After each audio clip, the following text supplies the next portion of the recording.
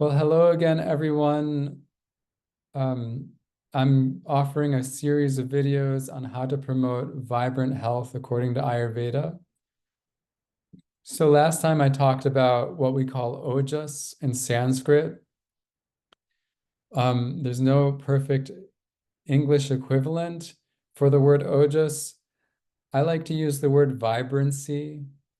Ojas, when someone has good ojas, they have a kind of, they exude a kind of glow of well-being. They'll feel good most of the time. They'll have strong immunity, um, good vitality, and all of these kinds of things. So Ojas is definitely something we want to build and maintain if we're interested in optimal well-being. So my second tip for promoting Ojas is to understand the importance of sleep and proper sleep and getting enough sleep. So I'm passionate about sharing on this topic because it just so happens that about 40% of all Americans are sleep deprived. At least that's the estimate. And sleep deprivation is something to take seriously because it just so happens that the body actually tracks sleep debt. So let's say, for example, I need 8 hours of sleep every night. Let's say that's what my body needs, but I only get 7 hours of sleep. I go to bed at 11 p.m. I wake up to my alarm at 6 a.m. to get ready for the day. So for, let's say for a year, I only get 7 hours of sleep when I actually needed 8. That means I have 365 hours of sleep debt to make up eventually if I'm interested in optimal health. And Priya wants to say hi here, and she has very good ojas. Look at that glow.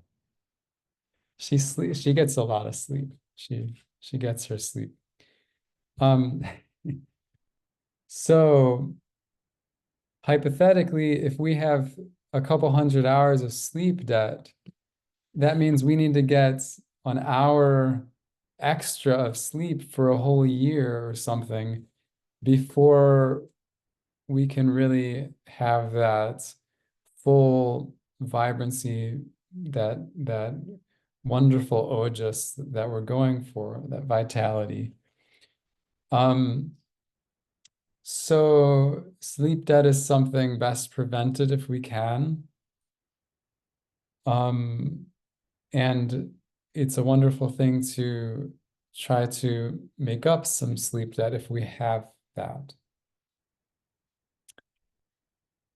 So with all of these ideas in mind, I would like to share a few simple tips to help you improve your experience of sleep and thereby improving your vibrant health. So number one is have at least one sleep-in day every week. So maybe on a Saturday or a Sunday, or if there's a different day where you don't have any, where you need to be, until the afternoon or something, turn off the alarm clock, let yourself sleep in and enjoy it. And that's a wonderful thing. Just sleep until it's natural to wake up. So at least one sleep-in day per week, yet it is ideal to not use an alarm clock whenever is possible and to just wake up when it's natural to wake up. That may mean going to bed earlier in order to wake up on time to get to work or school, etc., on time.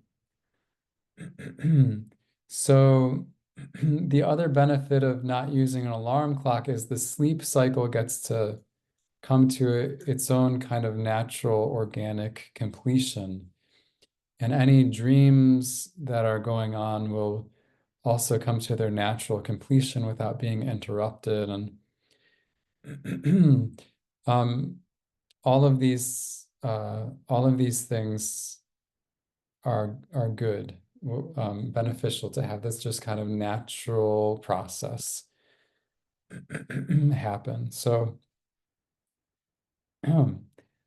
my second tip is to actually take naps as needed. So maybe once or twice a week for most people, taking a little nap can be very beneficial, um, especially when you're tired or if you didn't get enough sleep the night before, or, you know, if you've done a lot of traveling and just feel exhausted, anything like that. If you basically feel like, oh, gee, I'm so tired, I could just fall asleep, then please do.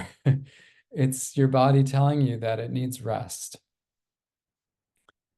So it's much better when you're tired to take a nap than to have a cup of coffee in most cases.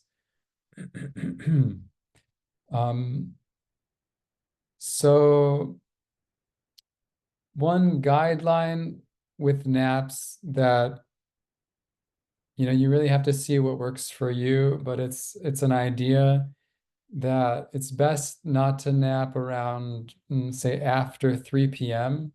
So anytime before 3 p.m., it's better if you can to take the nap for that day, if you are taking a nap that day.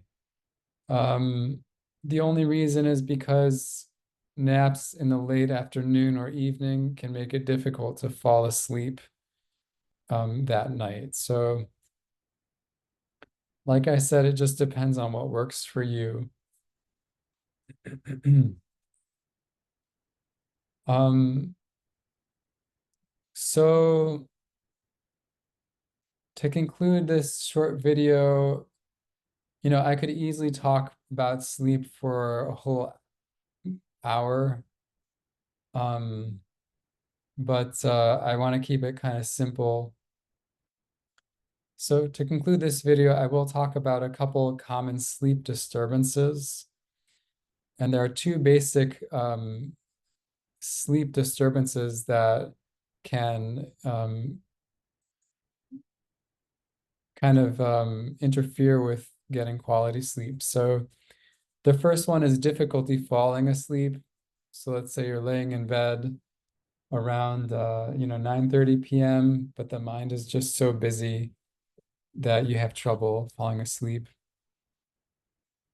And in Ayurveda, that's associated with a specific type of imbalance. And the other sleep disturbance is called early morning awakenings, where um, people will wake up around 3 a.m. on average, and they just feel wide awake and they have trouble getting back to sleep. And that's called an early morning awakening. And that can also interfere with getting enough sleep or enough quality sleep. And so that can be something to be addressed as well. These two different imbalances, difficulty falling asleep and the early morning awakenings, they are associated with two different underlying uh, imbalances according to Ayurveda. So the first one, DFA, is more of a vata imbalance, and so it's like too much wind or air element in the body. Early morning awakening is too much heat in the body, usually, especially in the liver, gallbladder. And that's said to cause the early morning awakening. So if these are happening, it may be very worthwhile to meet with an Ayurvedic practitioner or some kind of other holistic health practitioner to try to bring things back into balance. And so to improve the quality of sleep and to get the proper amount of sleep. And that would be highly, highly beneficial for your well-being. So it's something that's important to know about. Um, so there's more that could be said, but I think that's a good amount to chew on for now. If you have any questions or comments or feedback, please feel free to let me know, and I'd love to hear from you. Also, if you have any just general holistic health questions um, regarding Ayurveda, um, feel free to let me know those as well, and I'm happy to make a video as soon as I can to share on that topic of your choice. So until next time, be well and talk to you soon.